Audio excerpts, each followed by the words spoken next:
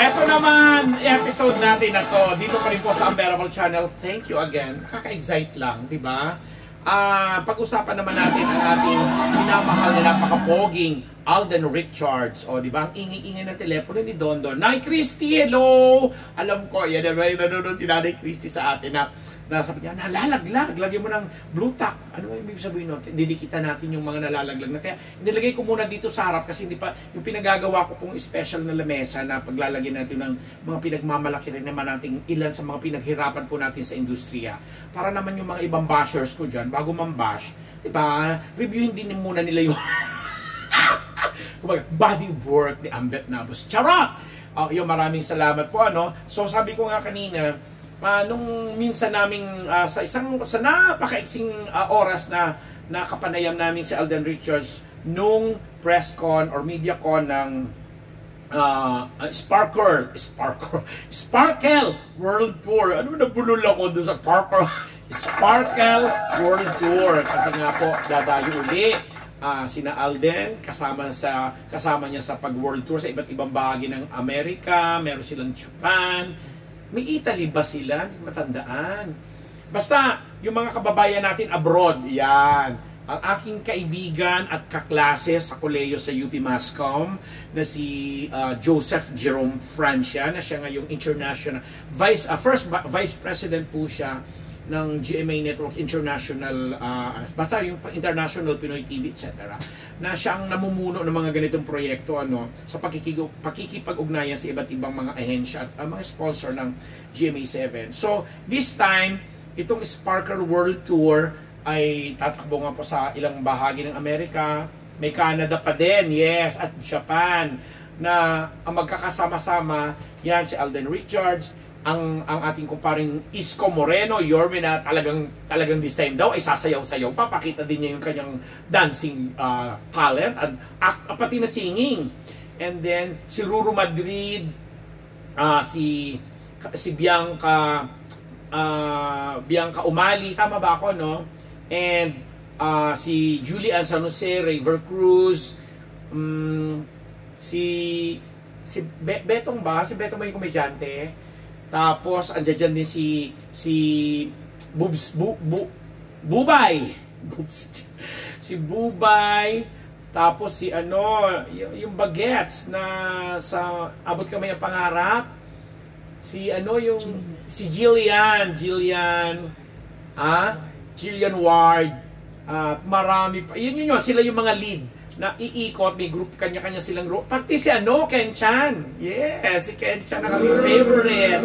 Your favorite Ken Chan. Kasama din siya sa mga Sparkle talents or artists na yun na nga magbibigay saya at sigla sa pagdayo po nila dyan sa iba't ibang bahagi ng mga binanggit po namin. Ngayon po yan na July, tatakbo. So, medyo matagal-tagal na panahon na mamimiss ninyo sila. Di ba, abroad.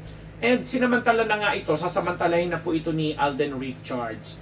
Dahil syempre alam naman nating lahat, nag-umpisa na nga siyang mag-shooting para doon sa sequel ng Hello Love Goodbye nila ni Catherine Bernardo. At ito na nga po yung Hello Love Again, na may mga kinunan na silang eksena ng mga nakaraang linggo. Pumunta na sila ng Hong Kong with our kumare, kapatid tugang na si Direk Cathy Garcia Sampana. May mga sinunod na doon, kasama doon sina Jeff Jeff, ano ba yan? Parang nabubulo sa'yo. Tapos si Joros Gamboa. Yun, nagkasama-sama, and Alden, na may mga eksena silang kinunan sa Hong Kong. At tatawid nga ito sa Canada, na isa rin sa mga pupunta ng Sparkle artist na nabinanggit ko kanina para sa kanilang Sparkle. Bakit ako nabubulo sa Sparkle? Junardo, at saka Rose Garcia, nabubulol ako. Sparkle! Yon, World Tour.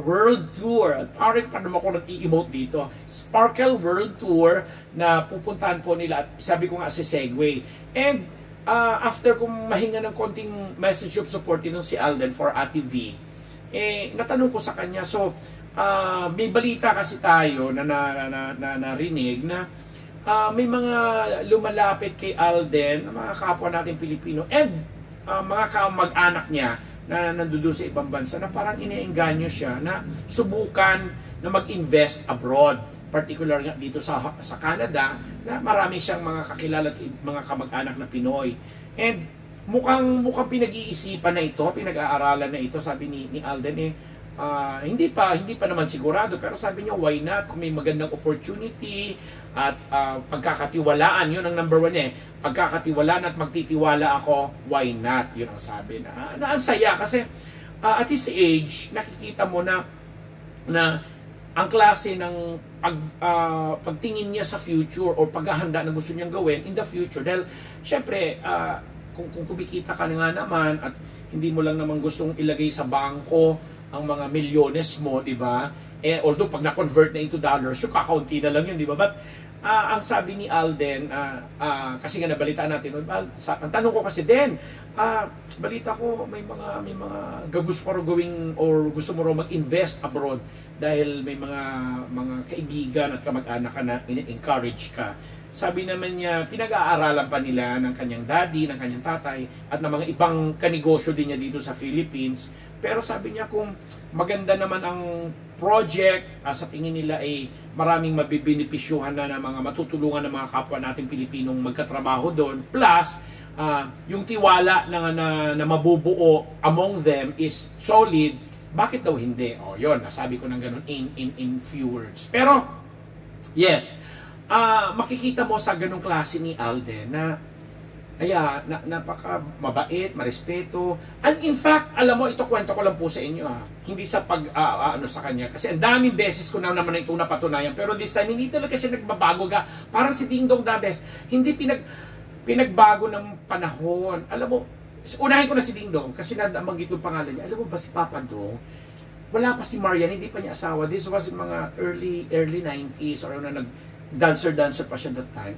Alam mo ba, everything na inaawitan ko siya, yung tinatawag natin, nangaharana ako pag may mga abroad ako noon.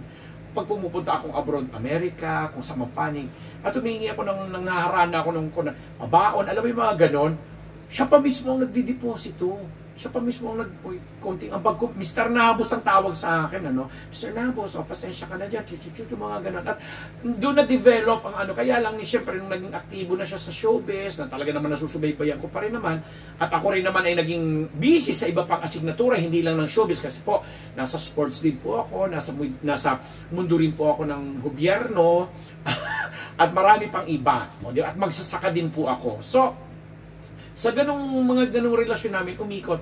Alam mo hindi siya pinagbago ng panahon, kahit sikat na sikat siya, napakayaman niya. Alam mo yon, ang saya-saya sa buhay, marespeto pa rin siya. In fact, nung may binoljak siya sa term kong ginamit na binoljak na parang kini-question yung mga listahan na inano nila sa Domination TV, talagang napakasimple, matalino niyang nasagot basta sa ibang vlog sasabihin ko sa inyo. But anyway, going back to Alden, ganun din ang nakikita namin at nararamdaman kay Alden. Ang daming intriga, ang daming mga issues din. Never, alam niyo yan, kahit dito sa ID ko sa Unbettable Channel, talaga nakabalandra doon yung picture namin, di ba, na magkayakap kami.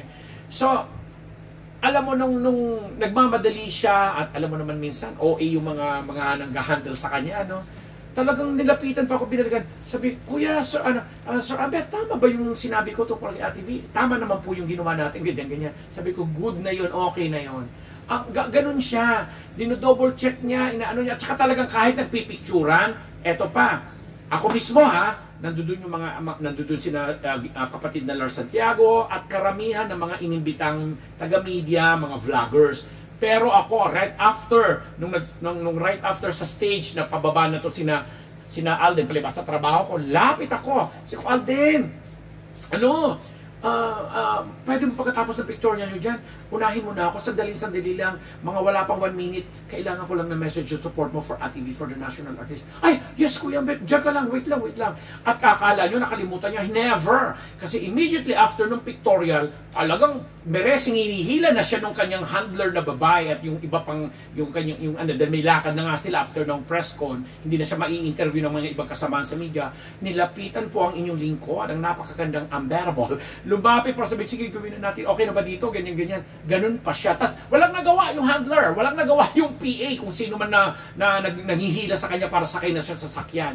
Wala. Pagkatapos nga, after na nung napaka-brief na yun na message of support niya, yun na nga yung itinanong ko. Nag-iisang tanong na sabi ko, Den, nabalitaan ko rin sa pagpunta nyo daw sa abroad, may mga nag-i-encourage sa'yo na ganito, ganyan, para magnegosyo. At yun nga yung naging sagutin niya sa napaka-itinyo. Then, lumabas na siya, nagpicture pa kami ng anak ko, na siniyong din. And yun na, bago pa siya sumakay ng sasakyan, ang daming kumukuyog at nagpapapicture sa kanya, binalikan niya ako para sabihin, sigurado ka, sir, Kuya Ambet, tama yung ginawa natin, tama naman yung ginawa natin for ATV. Yun. Ganon si Alden Richards. Hindi ko binubuhat, hindi ko siya masyadong binibigyan, hindi ko sinasabing praise or so what. Dahil yun po talaga ang naturalesa niya. Binabahagi ko lang sa inyo. Sa mga gusto mambash dyan, wala akong magagawa sa inyo. Sorry na lang. Mamatay kayo sa inggit. Charot! At sa mga naman naniniwala rin naman, at saka nakakita ng ganitong katangian ng isang Alden Richards, mabuhay po tayong lahat. Pinatutunayan ko po sa inyo, base po sa aking mga personal na nararanasan, noon pa man na nagsisimula siya hanggang ngayon, na sikat na nga siya na may mga tagatabig na siya. Nung araw kasi wala namang tumatabig na mga ganyan-ganyan, kaya dali ko siyang nalalapitan ngayon kasi may mga nagpapagilid-gilid na, pero ako, never akong ginanon. Alam mo yan, Donita Rose, di ba? Yun na. Magandang araw, magandang gabi, at maraming salamat sa mga sponsors ko at mga ka-Team Unbettable po dyan. Ako ang inyong lingkod, Papa Unbettable Ambet Nabus, nagpapasalamat dito lamang sa Unbettable Channel. V for Ati V. Victory.